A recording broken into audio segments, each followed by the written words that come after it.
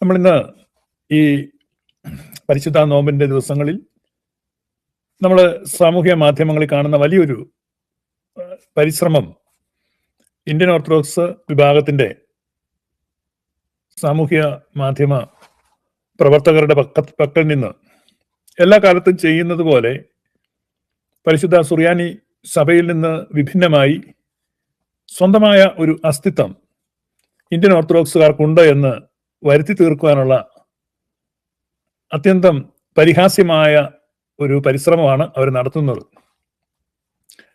ഇപ്പോൾ അവർക്ക് അവരുടെ മെത്രാന്മാരിൽ സക്രിയാസ് മാർ സെവേറിയോസ് എന്ന കോട്ടയത്തെ ചിറത്തലാട്ട് മെത്രാച്ചൻ കഴിഞ്ഞ ദിവസം നമ്മൾ അദ്ദേഹത്തെ പറ്റിയൊക്കെ പരാമർശിച്ചതാണ്. അദ്ദേഹത്തെ ഒരു ശക്തമായ വക്താവായിട്ട് കിട്ടിയിരിക്കുകയാണ്. അദ്ദേഹം ആ പുതുതായിട്ട് കിട്ടിയ ആ പരിഗണന നന്നായിട്ട് ആസ്വദിക്കുന്നുണ്ട് എന്ന് നമുക്ക് കാണാവുന്നതാണ്. ചിറത്തലാട്ട് സക്രിയാസ് മാർ സെവേറിയോസ് എന്ന പേരിലുള്ള മെത്രാച്ചനോട് എനിക്ക് വളരെ സ്നേഹമാണ്. സ്നേഹത്തോടെ പറയാനുള്ള കാര്യം,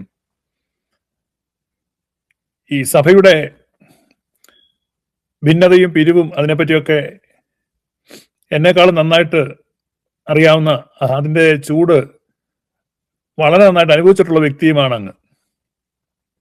അങ്ങയുടെ പിതാവ് രാജു ലോറിയിൽ തൂങ്ങി കിടന്ന് വിളിച്ചിട്ടുള്ളത് കൂടുതൽ മുദ്രാവാക്യമൊന്നും ഇവിടെ ഒരു യാക്കോബക്കാരൻ വിളിച്ചിട്ടില്ല. ഈ നെട്ടൂരാൻ വിളിച്ചിട്ടുള്ളത് കൂടുതൽ മുദ്രാവാക്യമൊന്നും സേതു വിളിച്ചിട്ടില്ലെന്ന് മോഹൻലാൽ പറയുന്നുണ്ട് ലാൽ സലാം സിനിമയ്ക്കകത്ത്. അതുകൊണ്ട് സമയം കിട്ടുമ്പോൾ വീട്ടിൽ ചെല്ലുമ്പം പഴയ രാജു ഇപ്പം റവറൻ ഫാദർ രാജു കോർപ്പിസ്കോപ്പ ആയതുകൊണ്ട് കോർപ്പിസ്കോപ്പയോട് മെത്രാച്ചൻ ചോദിച്ച് മനസ്സിലാക്കുക. അപ്പൊ അതിന്റെ കാര്യങ്ങളെ മനസ്സിലാവും.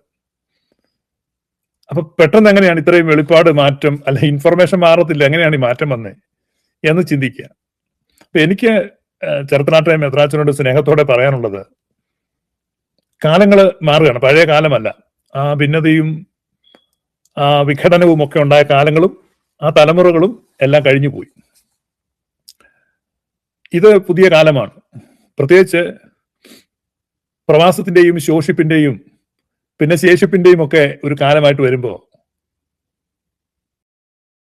ഒരുമിച്ചുള്ള അതിജീവനത്തിനാണ് സാധ്യതകൾ കൂടുതലുള്ളത്. ഇപ്പൊ സഭ ഒന്നാകുമോ, ഈ ഇരു വിഭാഗങ്ങൾ ഒന്നാകുമോ എന്ന് ഞാൻ പറയുന്നില്ല. ഒന്നാകുന്ന ഏറെ അഭിലഷണീയമാണ്, ഒന്നാകാൻ സാധ്യത വിരളവുമാണ്. എങ്കിലും പരസ്പരം സഹകരിച്ചും സമാധാനത്തിലും കഴിയുന്ന ഇരു വിഭാഗങ്ങൾ, പീസ്ഫുൾ കോ എക്സിസ്റ്റൻസ്, സമാധാനപരമായ സഹവർത്തിത്വം, അതിനുള്ള സാധ്യതകൾ ആരായേണ്ട വ്യക്തികളിൽ ഒന്നാം സ്ഥാനത്ത് നിൽക്കേണ്ട ഒരാളാണ് പ്രിയപ്പെട്ട മെത്രാച്ചൻ. അപ്പൊ ഭിന്നതയിൽ അലവാങ്ക് കയറ്റുന്ന പ്രസംഗങ്ങളൊക്കെ ഒഴിവാക്കുക. സമാധാനത്തിന്റെയും സഹവർത്തിത്വത്തിന്റെയും സാഹോദര്യത്തിന്റെയും ഒരു വഴി തുറക്കുവാൻ, നല്ല സംഭാവന നൽകാൻ സാധ്യതയുള്ള, പൊട്ടൻഷ്യൽ എന്ന് സാധാരണ പറയും, ഒരു പൊട്ടൻഷ്യൽ ആയിട്ടുള്ള ഒരു പേഴ്സണാണ്.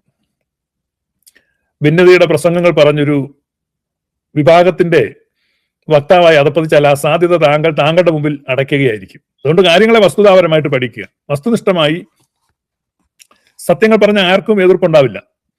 പക്ഷെ ഇവിടെ പക്ഷം പിടിച്ച് വളരെ ഹീനമായ, അത്യന്തം അധമമായ, ലജ്ജാകരമായ പ്രസംഗങ്ങളാണ് താങ്കൾ നടത്തുന്നത്. കേവലം രാഷ്ട്രീയക്കാരുടെ കൂലി പ്രസംഗക്കാരെ പോലെ അതപ്പതിക്കരുത്. ഞാൻ ഈ പറഞ്ഞ എന്നാന്ന് വെച്ചാൽ, രാഷ്ട്രീയക്കാരുടെ കൂലി പ്രസംഗം എന്ന് പറഞ്ഞാൽ രണ്ട് തരത്തിലുണ്ട് രാഷ്ട്രീയക്കാരുടെ പ്രസംഗങ്ങൾ. ഇപ്പൊ രാഷ്ട്രീയത്തിൽ പ്രധാനപ്പെട്ട നേതാക്കന്മാർ പ്രസംഗിക്കുന്നത് എപ്പോഴും വെറുപ്പും വിദ്വേഷവും അല്ലെങ്കിൽ വിഭാഗീയതയും അങ്ങനെ ആയിരിക്കില്ല. അവർ കുറെ കൂടെ ഉയർന്ന നിലവാരത്തിൽ ഉന്നത ചിന്തകളോടെ, ഉദാത്തമായ ഉത്കൃഷ്ടമായ മനസ്സോടെ, ഉത്തമമായ ഭാഷയോടെ അവര് പ്രസംഗിക്കാറുണ്ട്. പക്ഷെ വഴിസൈഡി പ്രസംഗിക്കുന്ന ആളുകളെന്ന് പറഞ്ഞാൽ അവര് എന്തും പറയും, മസാല ഇടും, വായി തൂന്നൊക്കെ വിളിച്ച് പറയും. മനസ്സിലായി? ഇപ്പം സഭയെ സംബന്ധിച്ച് ഇപ്പം അൽമായരൊക്കെ അങ്ങനെ എന്തെങ്കിലുമൊക്കെ പറയുക, അല്ലെങ്കിൽ അതിനുള്ള പ്രതിനിധികളോ ഒക്കെ വിദ്വേഷത്തിന്റെയും വിഭാഗീയതയുടെയും മത്സരത്തിൻ്റെതും ഒക്കെ ആയിട്ട് പ്രസംഗിക്കുന്നു. പക്ഷേ പ്രത്യേകിച്ചൊരു ഗ്രന്ഥകാരനായിരിക്കുന്ന മറ്റുള്ളവരൊക്കെ പൊതുസ്വീകാര്യനാണെന്ന് ഒരു പരിഗണനയൊക്കെ നൽകുന്ന ഈ സക്രിയാസ് മെത്രാച്ചനെ പോലെയുള്ള ഒരാൾ കേവലം ഒരു വിഭാഗീയതയുടെ പ്രസംഗനായിട്ട് മാറിയാൽ താങ്കളുടെ സാധ്യതകളാണ് താങ്കൾ അടയ്ക്കുന്നത്. അതുകൊണ്ട് ഞാൻ സ്നേഹത്തോടെ പറഞ്ഞു എന്നേ ഉള്ളൂ. കാരണം താങ്കളിൽ ഞങ്ങളൊക്കെ ആ പൊട്ടൻഷ്യൽ കാണുന്നുണ്ട്. അപ്പം സമീപ ഭാവിയിൽ തന്നെ യോജിച്ച സഭയിലോ അല്ലെങ്കിൽ പരസ്പരം സഹകരിക്കുന്ന സഭയിലോ എല്ലാവർക്കും സ്വീകാരനായ ഒരു വ്യക്തിയായിട്ട് മാറേണ്ട ആളാണ്. അതുകൊണ്ട് ഇപ്പോ ഈ ചെറിയ വായിൽ വലിയ വർത്തമാനങ്ങൾ പറഞ്ഞ് അത്തരമുള്ള സാധ്യതകളൊക്കെ എന്നേക്കും അടക്കരുത്. ഇപ്പൊ തൽക്കാലം കൈയടിക്കാനൊക്കെ കുറെ പേര് കാണും. അത് ഞാൻ സ്നേഹത്തോടെ പറഞ്ഞു എന്നേ ഉള്ളൂ. ഇപ്പൊ അദ്ദേഹം പറഞ്ഞ എന്താ നിങ്ങൾക്ക് ഇപ്പൊ ആകാംക്ഷ തോന്നുന്നല്ലേ? പുതുതായിട്ട് അദ്ദേഹം ഇന്ത്യൻ ഓർത്തഡോക്സ് വിഭാഗത്തിന്റെ അസ്തിത്വം തെളിയിക്കാൻ വേണ്ടി വളരെ ഹീനമായ, ഗുരുതരമായ, അങ്ങേയറ്റ ആക്ഷേപകരമായ കാര്യങ്ങൾ പരിശുദ്ധ പാത്രിക സിംഹാസനത്തെക്കുറിച്ചും സുറിയാനി സഭയുടെ പാരമ്പര്യത്തെക്കുറിച്ചും അതിന്റെ പൈതൃകത്തെക്കുറിച്ചും ഒക്കെ പറയുകയാണ്. വളരെ ദീർഘമായ പ്രസംഗമാണ്. ഇപ്പൊ ഞാനതിവിടെ പ്രദർശിപ്പിച്ച് അതിനെ വിലയിരുത്താൻ ഉദ്ദേശിക്കുന്നില്ല. അതുകൊണ്ടാണ് ഞാനൊരു ബ്ലാങ്കറ്റ് സ്റ്റേറ്റ്മെന്റ് ആയിട്ട് പറഞ്ഞത്. കാരണം ഈ സഭയുടെ ഭിന്നത പല പ്രാവശ്യവും ഒഴിവായി പോകാൻ, ഓരോ തവണയും ഭിന്നത ഒഴിവാക്കാൻ, കാരണം നിസ്സാര കാര്യങ്ങൾ ഈഗോ ക്ലാഷുമാണ്.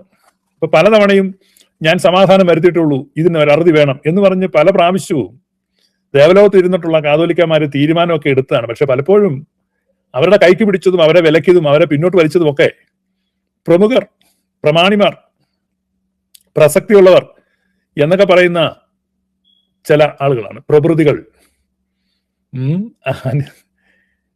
ഒരു ഉദാഹരണത്തിന് ഈ വട്ടക്കുന്നേ ബാവ അപ്രേ മാബൂദി മെത്രാൻ മഞ്ഞനിക്കലിൽ ഇരിക്കുമ്പം ഒരിക്കല് ദേവലോകത്ത് എഴുന്നേറ്റ ഞാൻ ഇന്ന് ഇത് തീരുമാനിക്കും, അവിടെ ചെന്ന് കാര്യങ്ങൾ പറഞ്ഞു തീർക്കും, ഇനി ഇതങ്ങനെ മുന്നോട്ട് കൊണ്ടുപോകേണ്ട കാര്യമില്ല, കാരണം ഇത് അത്ര വലിയൊരു കാര്യമല്ല, നമുക്കിത് പരിഹരിക്കാം എന്ന് പറഞ്ഞപ്പോ അവിടെ കോട്ടയത്തെ ഒരു അൽമായ പ്രമുഖനാണ് അദ്ദേഹത്തെ കൈക്ക് പിടിച്ചിരുത്തത്. മെത്രാച്ചനൊന്ന് അന്വേഷിച്ചാൽ അതൊക്കെ ആരാന്നും പിന്നീട് ആ പിടിച്ചിരുത്തിയാക്ക് എന്ത് സംഭവിച്ചെന്നും ആ കുടുംബത്തിന് എന്താണ് സംഭവിച്ചെന്നും അവരിന്ന് കോട്ടയത്തുണ്ടോ എന്നും ഒക്കെ ഒന്ന് അന്വേഷിക്കാം. അപ്പൊ കാലാകാലങ്ങളിൽ സുറിയാനി സഭയെ ഇല്ലായ്മ ചെയ്യുവാൻ, മലങ്കരയുടെ ആത്മീക ഭൂപടത്തിൽ നിന്ന് തുടച്ചു നീക്കുവാൻ ശ്രമിച്ചവരും, അത് വ്യക്തികളാകട്ടെ കുടുംബങ്ങളാകട്ടെ, അവരൊക്കെ സ്വയം മാഞ്ഞുപോയി, ഇല്ലാതായി എന്നുള്ളതാണ് നമുക്ക് കാണാൻ പറ്റുന്നത്.